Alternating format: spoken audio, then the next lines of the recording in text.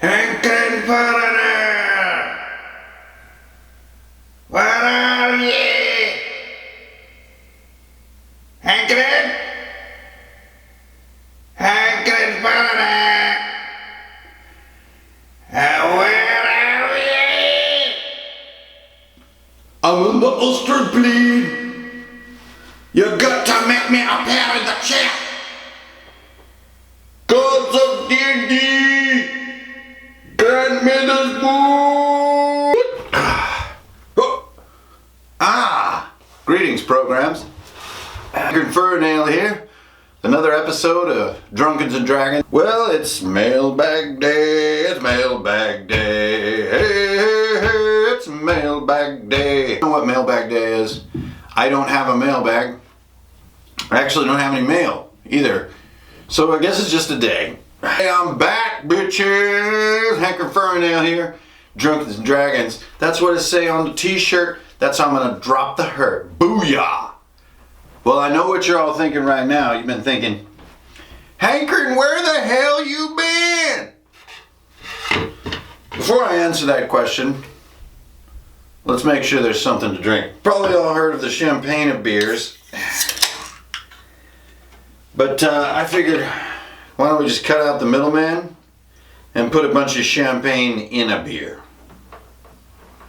So this is beer. Not sure if you're familiar with it. It's basically bread mixed with water. And here, this is champagne. This is rainbows mixed with water. Dang, that's bubbly. Damn, that's so cold and delicious. It's so refreshing. All right, why is it mailbag day? I'll tell you why. Because I'm going to answer the 10 million emails that I have been getting on Facebook, on YouTube, in my email, on my Kickstarter. I don't know what's happening. What kind of freakish cult did I accidentally create?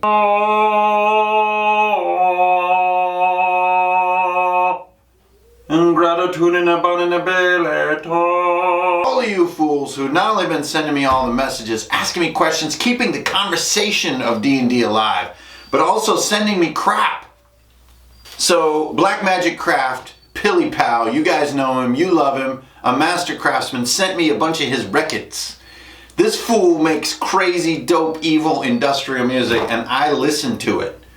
I listen to it while I'm working on my campaign, while I'm working on my journal, and it's awesome. So thank you, Pilly Pal. That shit is nuts, and you're a kook. You're a stone cold weirdo, and don't you go change it. I got a dice bag from one of Cult Moo's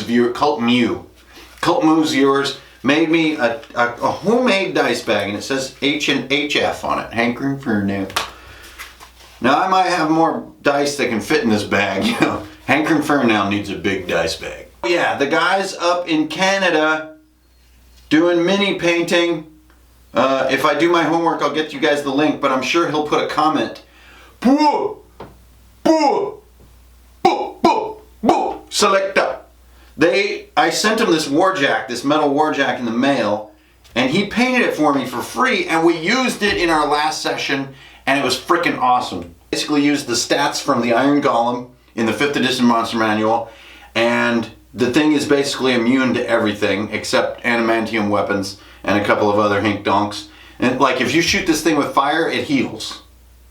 That's what you're dealing with right now.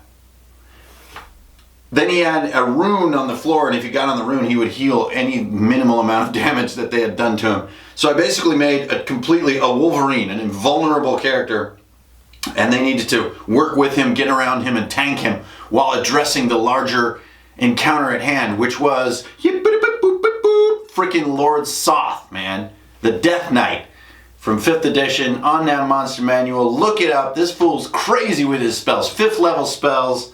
Just brutalized my players. The first encounter they just fled from. They just out and out fled. Lemnikine's tiny hut came out. Boop. A lot of shenanigans. He dispelled the hut. And then they fled. They just got on a boat. They got the fuck out of there. So thanks for the awesome paint job, dude. That is so awesome that people want to contribute to the creative crazy of Drunkards and Dragons just for the hell of it. Just to be badasses. Yes! Oh my God, it lights my blood on fire. These bad boys. What you know about this? I can't even set this down because I moved the holder. Dungeon building cards. Where's the cover to this thing? There's a cover card. There it is. The Dungeon Explorer card deck. This is awesome. This is awesome. Made by Maker Games. It's by Nathan over at Maker Games. Sent me a test copy of his cool dungeon making cards, and I'm sure you can see them here. But they have all your classic gray stone props. You got your bed and your jail and your alchemist's table, and then you have a bunch of little handy corridors you can lay out and make your dungeon setup. And then you got your minis. They fit right on there. It's all legit 1-inch grids, and it's all awesome. Fits right in your back pocket. D&D at the pub like all cool people. Fuck yeah, man. Maker Games, check this out. I think he's going to kickstart these bad boys. And he was cool enough to send me a copy just to muck around with. Thank you, dude. Appreciate that. Recently, this came in the mail. This is the 4th edition Dark Sun Monster Manual. You know, it's no wonder 4th edition gets shit on all the time because the books are horrible. The art is weird. And thank God for 5th edition. That's all I can say. You know, every once in a while we bag on 5th edition a little bit, but dude, 4th edition, that was a desert. Whew. Okay, that's the intro. Those are all the cool things I've been getting in the mail. But that, of course, doesn't mention the 90% of the iceberg that is under the surface, which is you guys have been emailing me, texting me. We've been having conversations about the challenges in your campaign, about designing your next encounter. I've had a brainstorming session about illithids. I've been talking with people around the world about how to keep 4th and 5th level inside 5th edition interesting. How do I do numeric balance in my game? How do I avoid inevitable party wipes? Another one. How do I cut styrofoam? It seems to split and rip all the time. Dude, you make sure you have a super sharp X-Acto at all times. You use the same X-Acto for more than 2-3 hours, you switch that blade up like a professional. You want to be a man or woman of magnanimous crafting magnanitude, then you're going to need the right tools. Right in the crack of my elbow. That's no place for champagne, friend. I tell you what, guys, I have been exactly where most of you probably are. Smack dab in the middle of what the fuck am I doing? We ran our D&D campaign for more than a year. Almost a year and a half, continuously. A little bit of railroad, a little bit of freedom of choice, everything.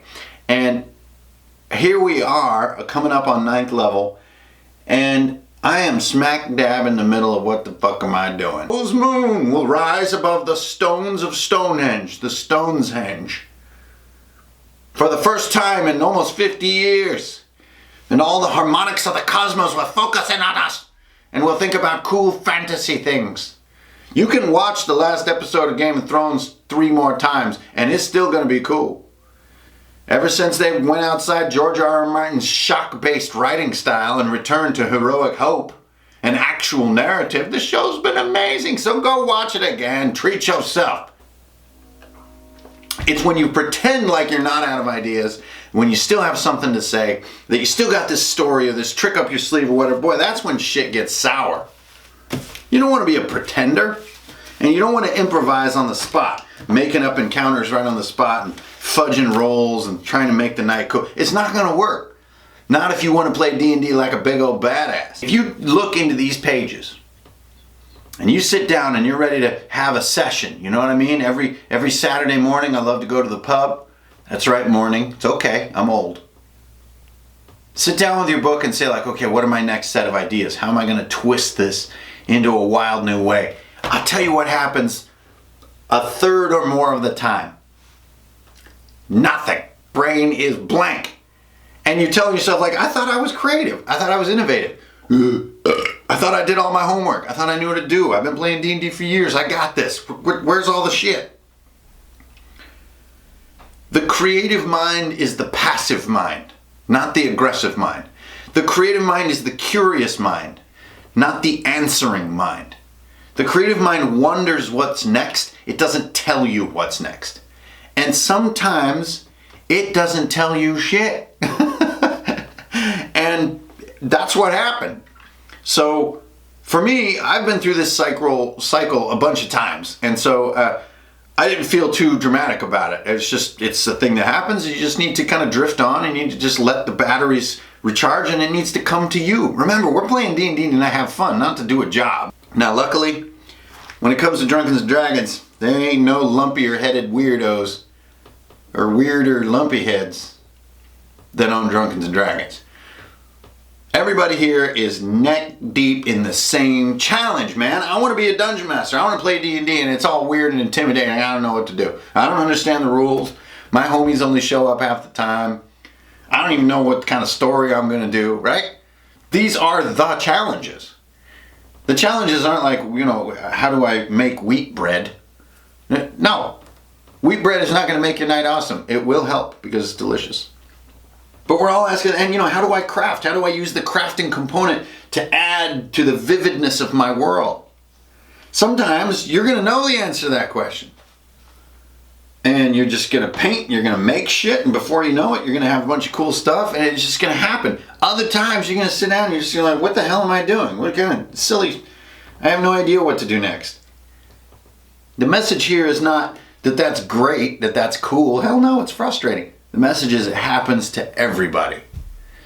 And it's a good time to remember that it's happening to everybody. Because when you do stuff together, when we do stuff together, it's cool. It's great.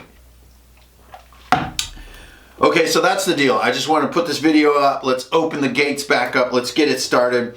Next video is going to be a recap of my campaign so far. I've officially called a hiatus on the group. So we're going to take a little bit of the summer off, do some partying, do some hiking, get back in nature, like float down the river, all that good stuff.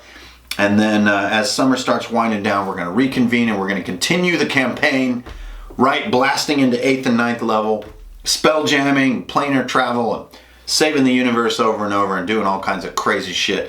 I got this book, even though it's crappy, for a reason, because Dark Sun is inspiring to me, and I want to take my campaign in some kind of direction involving some of those ideas. But I'll tell you what, the moral of the story here is like,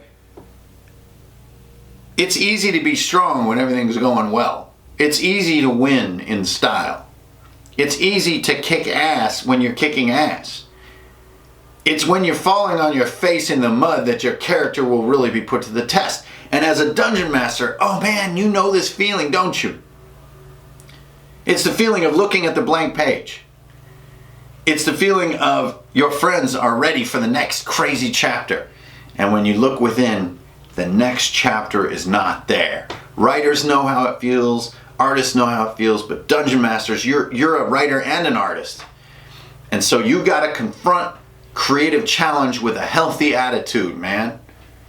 That's my encouragement to you, and I want to extend my heart honestly to you, like, embrace it.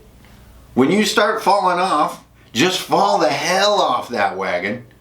Get yourself some beer, throw some champagne in it.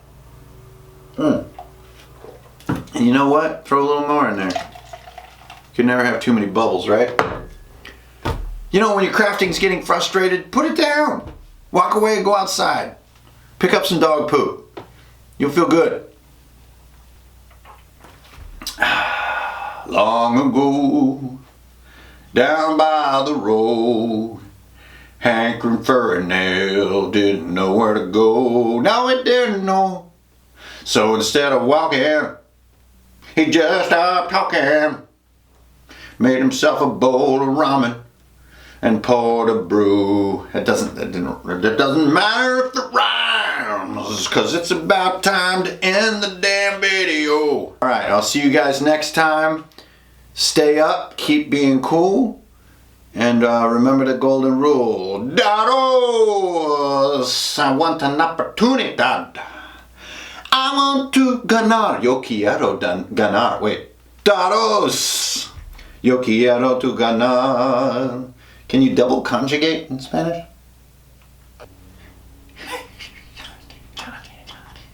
Yandu. Yandu. Yandu. You have to be careful not to hit your helmet on your shield, even when your shield gets too torn.